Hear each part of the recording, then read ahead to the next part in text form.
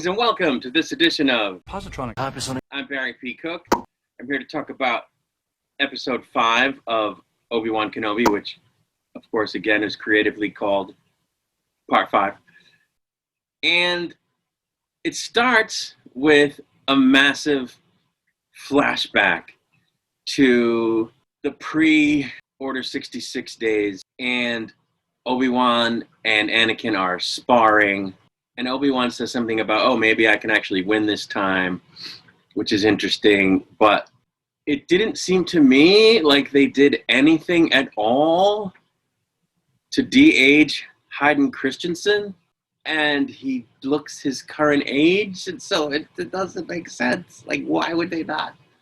And if they did it badly. So, like, I don't know. I mean, they gave us a freaking pretty believable Leia CGI character in Rogue One, or Solo rather, one of the movies. And they gave us a believable Tarkin CGI character in one of the other ones.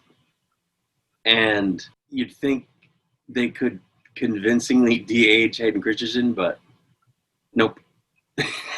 So dumb. Anyway, we then go back to the present, and Reva goes in to see Vader, and she says the tracker is at such and such a planet. And so Vader just goes, okay, cool, then he must be there. So you did it. You got me to him. So I'm going to make you Grand Inquisitor, which he does. And it's like, what? How did they know that they didn't find the tracker and send it across the galaxy somewhere? Like, what? Because he went off in a speeder, right? And then he switched to a freighter. So somewhere along the line, they stopped and switched ships. So how would the Empire know that they hadn't found it at that point and sent it off somewhere other than where they're actually going? They wouldn't know that. Doesn't make any sense, especially because she had Vader and he's not interested in anything else. So why, in other words, if he's really only interested in Kenobi, then what was the whole point of I let him go so that you could track him to where we're going, to where he's going, even though you don't care where he's going? I would have just said, don't worry, he got away this time, but I did put a tracker on him as a backup so we could still get him. But that's not what she says. She makes it sound like it didn't make any sense. Anyway, it seems now that not only was a tracker placed on Lola, but that they're able to remotely control it, because Lola flies up into the ductwork or whatever at this base and causes the mechanism to close the hangar door so the ship can't get out. No ships can leave where they are. And I don't know, it didn't make sense. How did they know their ships weren't already outside? Like, what? Because they're in orbit, but like, it didn't make sense. A tracker does not enable you to control. Like, it's two different things. And then they need someone small to go into the ductwork to try to find the problem. And Leia volunteers, and they let her do it. Just, okay, the plucky kid saves the day trope, but like, really?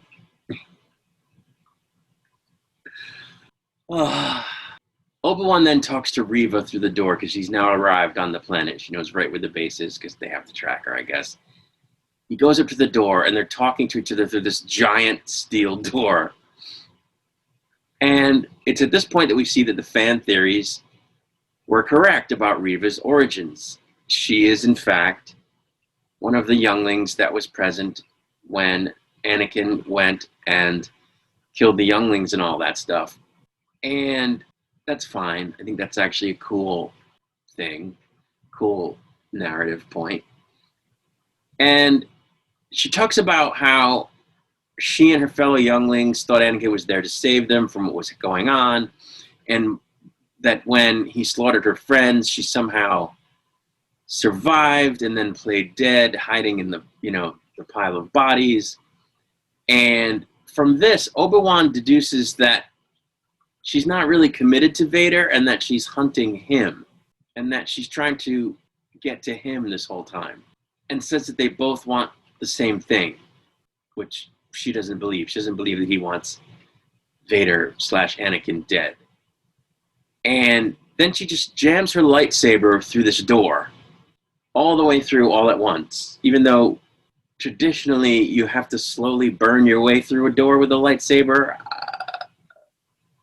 Now, not only that, just from slicing the door from the center down, she's able to split the door, like, to such an extent that she could use the Force to blow the two parts of it apart, like an elevator door, and gain access to where they are. Like, what? So then the stormtroopers go inside, presumably to get Obi-Wan or whatever, kill everybody, I don't know, whatever. And even though she didn't deny the idea that, yes, she is in fact after Vader, whom she's been in the room with multiple times, which makes absolutely no sense, on top of none of her actions up to this point making any sense, if that's her goal. And then a room full of former Jedi, or at least Force-sensitive people, and a few helper people, engage in a shootout with the Empire in the open, without standing behind cover or anything that I could tell, except for the odd person who was carrying a shield. And the only one using a lightsaber or the Force or whatever to try to hold back the Empire is Obi-Wan. Even though he previously found like a box of lightsabers in the hangar. So, like, what? What? It doesn't make any sense. And let me just say something here about Reva and acting on behalf of the actress, because up to this point I've been resisting piling on with the people that are saying that she can't act, because I wasn't seeing that. You know, I wasn't seeing that as being true. And I'm still not convinced that it's true, because in this scene at the door, she did a good job of playing the human moment of talking with Obi-Wan about what she experienced in a believable way. But none of that same humanity and that obvious, like, hurt that she feels over what happened to her that was conveyed in this scene has come through at all as an underlying, you know, part of her, or an underpinning of her actions the rest of the time that we've been seeing her in this show. And it should have come through the whole time as a sort of barely detectable but clearly there part of her motivations, her psyche, her psycho-emotional state, so that the audience can see that she's conflicted, if just barely. And we haven't, because it hasn't been there. And the question is that because she can't act? Or is it because they didn't write it into the script that she should play it that way, and that they didn't direct her to play it that way? We'll probably never know. Either way, it's unfortunate, because up to this point, she's come off as one-dimensional and shallow, where really, according to what comes out in this scene, she isn't that. And that's unfortunate, not only for the actor, because it makes her look bad, but for the narrative, because it makes it look clunky and hard to connect with at this point. It makes it hard to believe.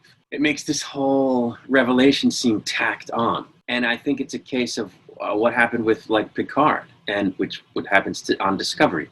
They have a decent overarching story, a decent narrative that they want to lay out, a decent through line, but it doesn't have enough for 6 episodes or 8 episodes or 10 episodes.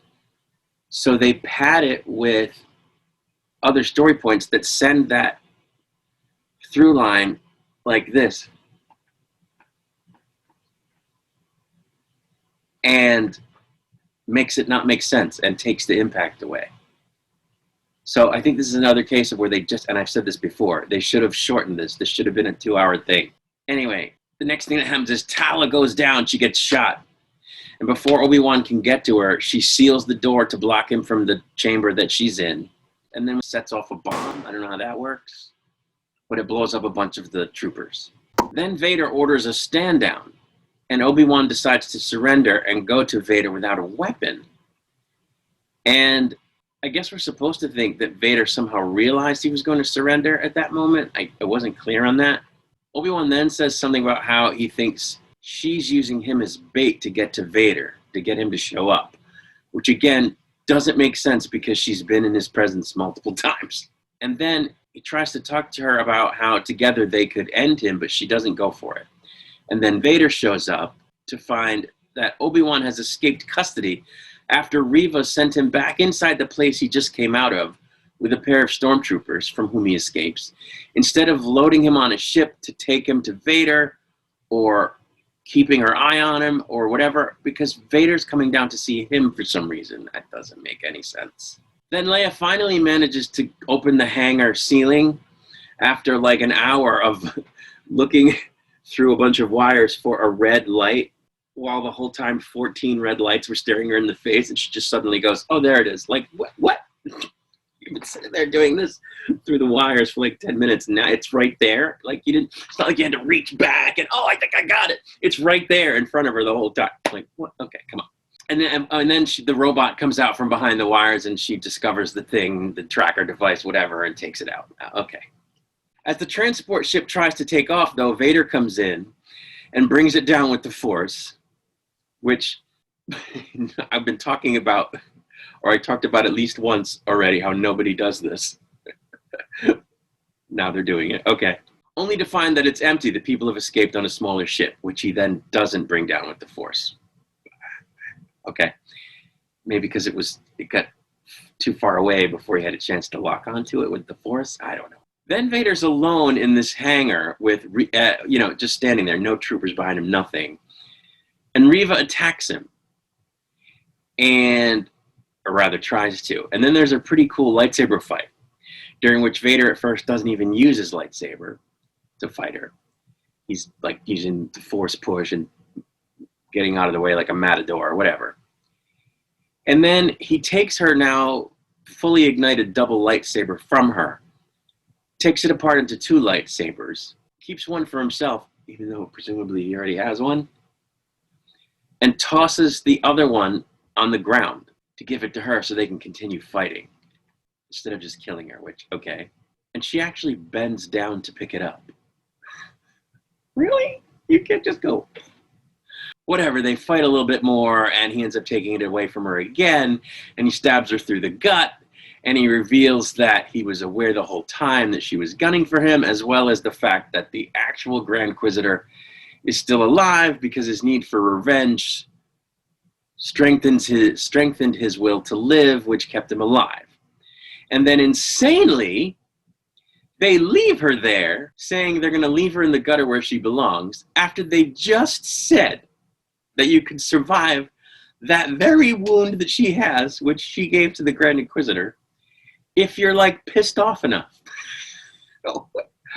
Which she seems to be, because she crawls to her lightsaber and then finds a hologram device that Obi-Wan had been watching earlier, in which Bail Organa mentions the fact that he hopes Vader doesn't discover that there are children, and that, one of them's a boy, and that they're on Tatooine, or that one of them's on Tatooine, or that he's going to go to Tatooine. So it looks like in the final episode, they're finally going to get off of this Leia thing and switch to Luke, because you see a shot of Luke as the episode ends. But this is just bad. It's bad writing. If this is the story they wanted to tell, like I said, it's actually not that bad as a concept. It's pretty good, actually, but like the way they got here and the execution was terrible. And like I said, they could have done a much better job with this story of Reva, and she was a youngling, and she's actually out for revenge against Vader, and this whole thing, and